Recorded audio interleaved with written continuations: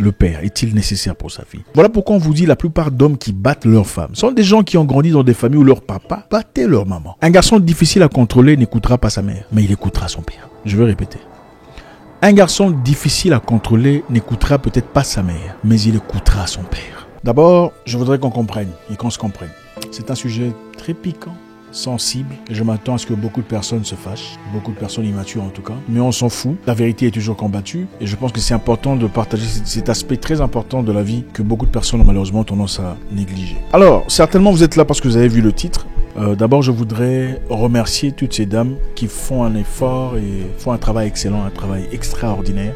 Toutes ces mamans célibataires qui élèvent seules leurs enfants. Bravo et aussi merci. Merci infiniment au nom de tous les pères, au nom de tout le monde pour tout le travail énorme que vous faites. C'est incroyable. Je sais que vous donnez tout ce que vous avez. Continuez à inspirer le monde dans ce sens positif. Est-ce qu'on a besoin d'un père? On a nécessairement besoin d'un père pour élever son fils, sa fille ou pas? Premièrement, nous savons tous que nous avons besoin d'un père pour répondre aux besoins financiers, pour la sécurité de la famille, pour les besoins de l'école, pour les frais scolaires, pour ceux qui ont vécu ce genre de vie, pour les habits, pour manger, pour vivre, tout ça. C'est très bien. Mais au-delà de tout ça, du pourvoyeur, du financier, le papa est qui? Le papa est un enseignant. Le papa est un directeur, un professeur, un coach, un sage, une référence, un pasteur, un traiteur, un médecin psychologique pour ses enfants. Donc, au-delà de l'aspect financier, le papa est beaucoup de choses, beaucoup plus de choses qu'on a tendance à le comprendre ou à l'admettre. Beaucoup de personnes ont progressé dans leur vie pour avoir simplement assisté aux œuvres de leurs parents. Beaucoup de personnes ont progressé largement dans leur vie pour avoir simplement observé leur papa. Le papa est un enseignant, c'est un professeur, c'est un grand frère en même temps, c'est un assistant, c'est un booster. Le père est beaucoup de choses à la fois.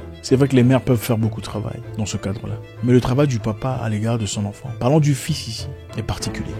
Vous savez, l'enfant ne naît pas avec une capacité innée de comprendre ce que c'est être un homme. Je répète ça. Le petit garçon ne naît pas avec un logiciel incorporé lui expliquant comment il faut faire pour être un homme. Et quand on parle d'un homme, ici on parle d'un homme de valeur, un homme responsable, un homme de bonne direction, un homme caractérisé par sa force de caractère. Il doit essentiellement copier quelqu'un. Et ici, son père. Pourquoi son père? Parce que c'est son père. Je me souviens, il y a longtemps, je disais à mon petit-neveu, je peux taper ton père, en plaisantant. Il n'avait que 4 ans, je crois. Il a commencé à crier, non, personne ne peut frapper mon père. Non, c'est pas possible. Il avait 6 ans, je crois. Non, personne ne peut battre mon père. Mon père, il est le plus fort. J'ai dit, je veux rosser ton père. Il dit, non, mon père, c'est un militaire. J'ai dit, je veux taper ton père. Il a commencé à pleurer. Ce petit ne pleurait pas. Ce jour-là, il a pleuré. Sa mère m'a demandé, qu'est-ce qui s'est passé? Il ne pleure jamais, c'est vrai. Parce que je touchais à l'intégrité de son père. On ne peut pas apprendre à un garçon comment devenir un homme, excusez-moi mesdames, avec tout l'amour, le respect que j'ai pour vous et pour le travail acharné que vous faites. On ne peut pas apprendre à un garçon. Que notre ego ne nous empêche pas de voir les choses telles qu'elles sont. Pour devenir pilote, il faut essentiellement assister à un pilote. Pour devenir chirurgien, il faut être à côté d'un chirurgien. Pas d'une personne qui a assisté à la chirurgie. Ce n'est pas la même chose. C'est difficile. Comment je pourrais apprendre à une petite fille comment devenir une femme? Ce n'est pas évident. Il y a des choses qui vont manquer. Il y a des choses que je ne comprends pas. Sur le plan hormonal, sur le plan physique. Prenons un exemple le plus bête. Okay? Comment une femme qui n'a jamais eu d'enfant peut expliquer à une femme qui a déjà eu d'enfant comment elle doit supporter la douleur d'enfantement? Ce n'est pas possible. Elle peut essayer autant bien que mal. Tu vois, généralement, on dit que ça se passe comme ça fait mal ici, on va te piquer au dos. Mais concrètement, elle n'a pas l'expérience. Et c'est difficile de transmettre cette connaissance au paroxysme de ses capacités, puisqu'on n'a pas les connaissances, on n'a pas vécu l'instance. Les enfants garçons ont besoin de leur père comme référence, parce que c'est leur père. Les enfants garçons ont besoin de leur père pour les imiter. Un enfant qui n'a pas accès à son père aura des difficultés à sa croissance. Ça ne sera peut-être pas évident, mais il aura des lacunes, des insuffisances, ici et là, qui ne seront peut-être pas évidents. Ce qui est encore intéressant ici à dire, c'est que la plupart d'hommes en prison pour de crimes de violence, des crimes violents, c'est-à-dire attaque à la machette, attaque au couteau, attaque mère, enfin bref, viol et tout le reste, sont des gens qui ont grandi sans leur père. Ouais, c'est pas génial à entendre. La plupart des jeunes hommes qui sont en prison aujourd'hui pour des crimes violents, c'est parce qu'ils n'ont pas été avec leur père. Papa était absent. Pour quelle raison? Ça, c'est pas notre sujet. Papa n'était pas là. Papa n'était pas là pour apprendre au garçon comment se contenir. Papa n'était pas là pour lui dire quand tu es fâché, voilà ce que tu faut faire. Papa n'était pas là pour lui dire quand tu as des problèmes d'argent, au lieu d'aller voler, il faut aller parler à ton oncle. Papa n'était pas là pour lui dire quand une femme dit non, c'est-à-dire non, faut pas insister. La plupart d'hommes en prison aujourd'hui pour des crimes violents sont des hommes qui n'ont pas eu leur père. Aux États-Unis, bizarrement, là où la population noire ne fait que 13% au moins de la population en général. Vous trouverez plus de la moitié de la population en prison est noire. Pour des crimes violents. Coïncidence? Non. Les papas sont absents. Les papas sont absents dans les foyers noirs américains, pour ceux qui savent. C'est généralement maman, grand-mère et les sœurs. Les papas ne sont jamais là. Les papas font des enfants, ils partent. Ils sont soit incarcérés ou les papas sont absents. Voilà pourquoi aussi, vous remarquerez dans les sociétés africaines, les noirs américains ont difficulté à trouver un homme convenable. C'est difficile. Elles ont toujours des problèmes, toujours des difficultés, incapables de rester mariées. Elles ne savent pas comment gérer un homme. Elles ne savent pas comment entretenir un foyer. Elles ne savent pas comment saluer gentiment. Elles ne savent pas comment s'humilier. Elles ne savent pas comment être agréables. Parce qu'elles n'ont pas appris comment ça se fait. Il n'y a pas eu objet de référence. C'est notre sujet de plus tard. Hein, les amis? Restons concentrés. On est là. Encore une fois. Ce n'est pas pour réduire tout ce que vous faites. Je sais que vous me suivez. Vous êtes peut-être maman célibataire.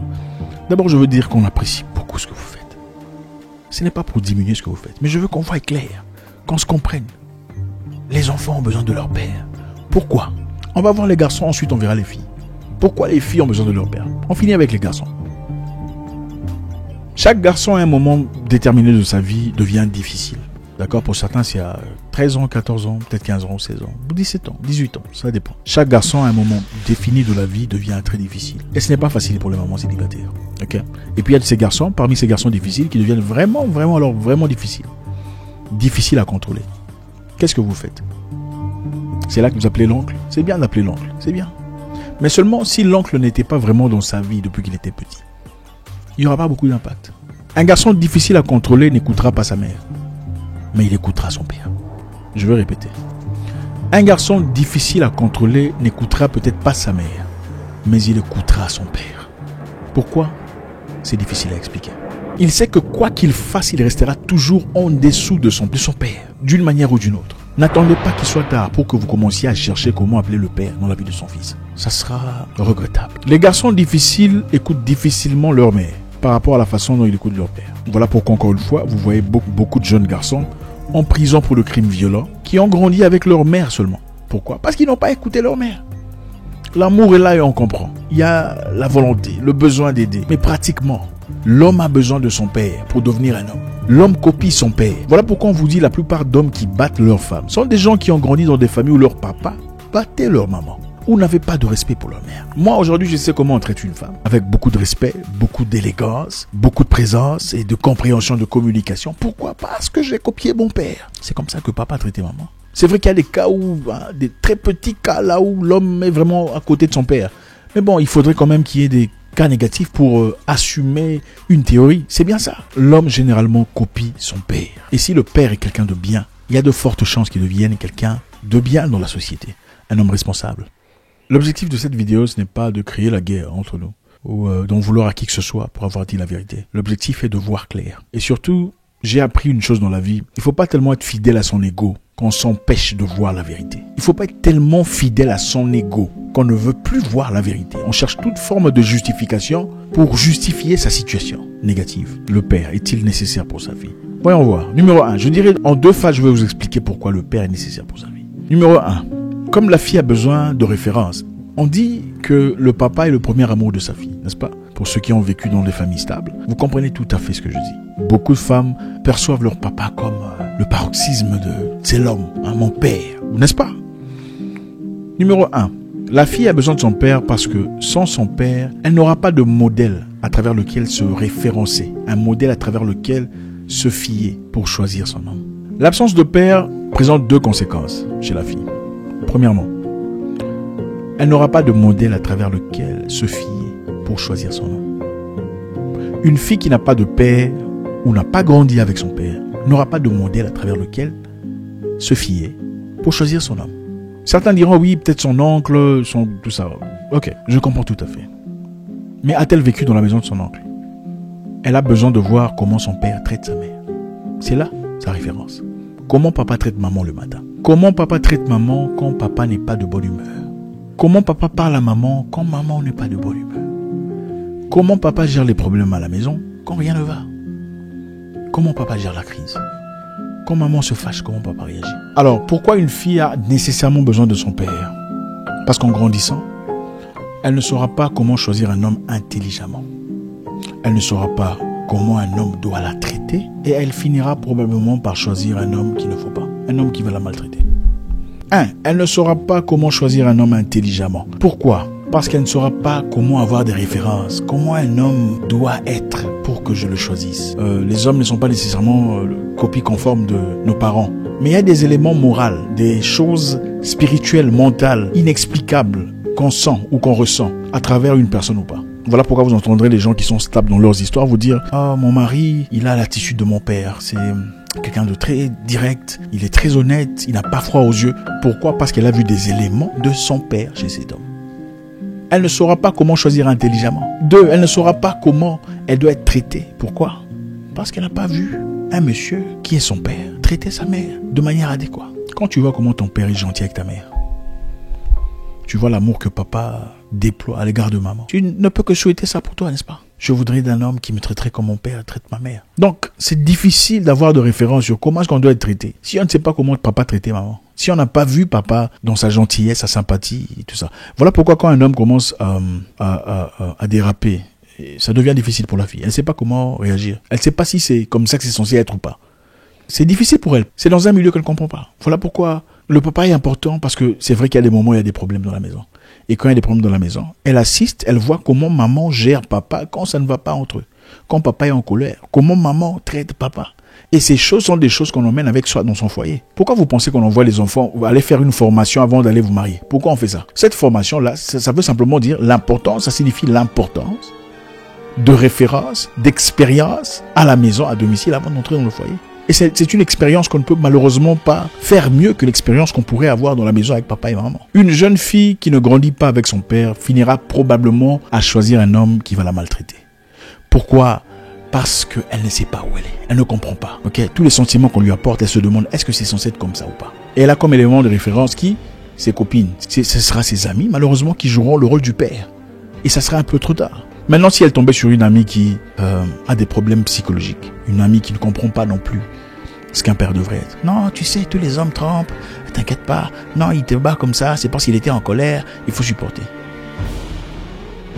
Si elle avait un père à la maison, elle aurait certainement vu comment papa ne taperait jamais sur maman. Et elle comprendrait qu'à partir du moment où le monsieur devient agressif avec moi, ça veut dire que ce n'est pas l'homme qu'il faut.